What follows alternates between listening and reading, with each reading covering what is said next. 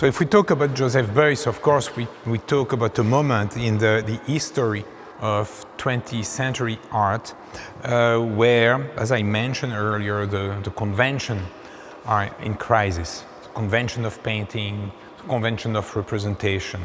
How do you represent the world after an event, a major trauma, which was World War II?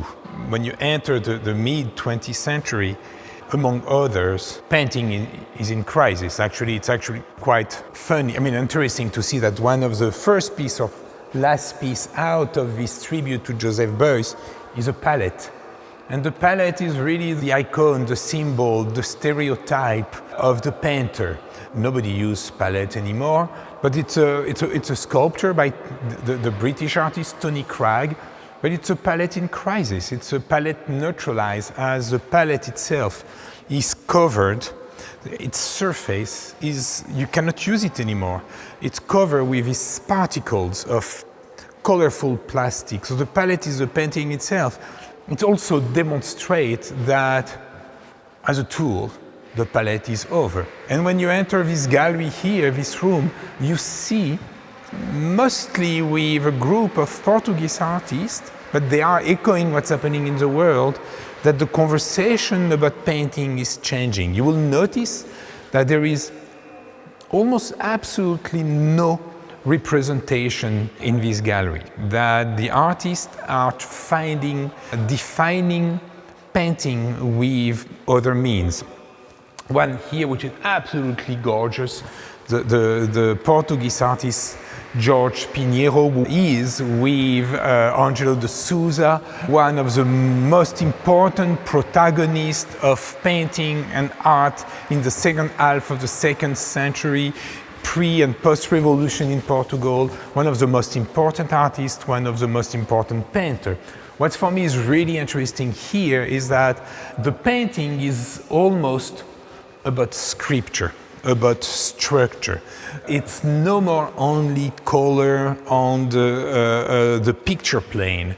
It's writing, but it's a writing. It's the invention of a series of signs, of codes that, if they bring us to another discipline, would be music. What you see here is a painting which is almost thought through as musical score.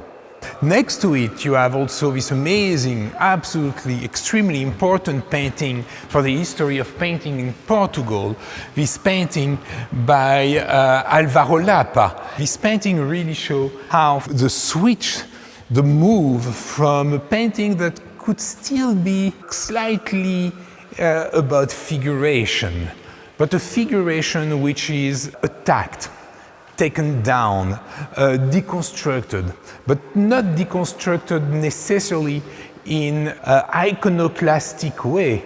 The icon, the painting, the object flat on the wall still exists, and we will see as we go through this exhibition that this notion of the icon that comes from the very, very beginning of painting is going away. But if you look at this painting, you see that actually it might, that you decide, the viewer is going to decide what they want to see. But there's a table here. You have the surface of the table, the leg of the table, the form, the shape of a table.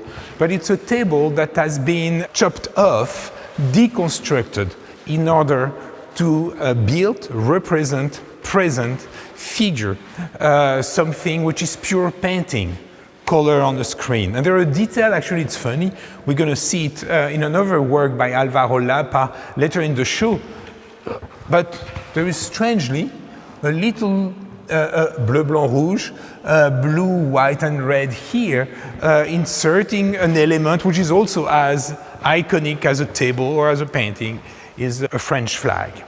On the edge of this moment of pure abstraction and pure figuration, you have just across the Lapa painting, another painting, this time not by a Portuguese artist, but by a German artist, a German painter, maybe one of the most important painter of our time, Gerhard Richter. It's a painting from 1968. So all these paintings here in the room are roughly around the same decade, the same moment of time. Here you have actually in this painting early on everything that will define Gerhard Richter aesthetic, Gerhard Richter approach to painting. The colors are, this kind of gray, grisaille set of colors that Richter will use, not exclusively, but will be almost a trademark of his work. Then you have something which is very central to Richter's work, is you have this notion of photorealism. You almost have here a structure, maybe windows with shade in the back. So you have a painting which is, at a first gaze, could be perceived as pure geometrical exploration, coming out of a long tradition of abstract paintings in the early 20th century. But when you look at it, you have also this almost suggestion of a photorealist representation. And this idea to conceive of painting between representation and abstraction, photorealism and pure pictorial means is actually what brings Richter's painting together and make it so revolutionary. It's important that in this gallery also, when we built the exhibition, that we inserted artists such as Gerhard Richter. You have in the corner here Richard Tuttle, or in the middle of the gallery you have the American artist Barry LeVay, because it's this balance we wanted to create, to really show the Portuguese art scene, what was happening in painting, but in dialogue with artists coming from other parts of the world. Here with Richard Tuttle, we have also this moment, and we'll see that with another artist here in the gallery, this moment where, so painting is leaving the wall, painting is leaving the canvas, this is wood, this is an object, a pictorial object, which is between painting and sculpture. And it's also this moment, and it's very clear when you see the development of Richard Tuttle's work, that painting is matter. Matter is painting. You don't need the material, the tube, the oil, the gouache, the watercolor anymore, even though they are painted still at this stage.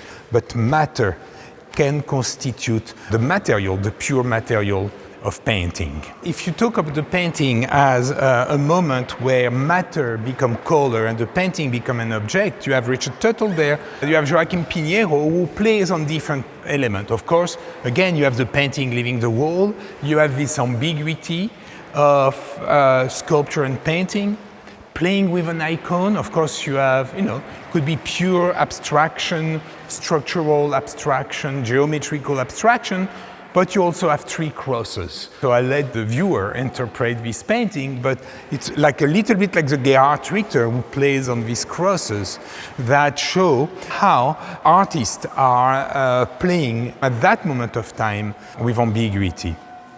Here you have also on the floor, almost echoing what's happening with Richard Tuttle, this piece by the American artist Barry LeVay.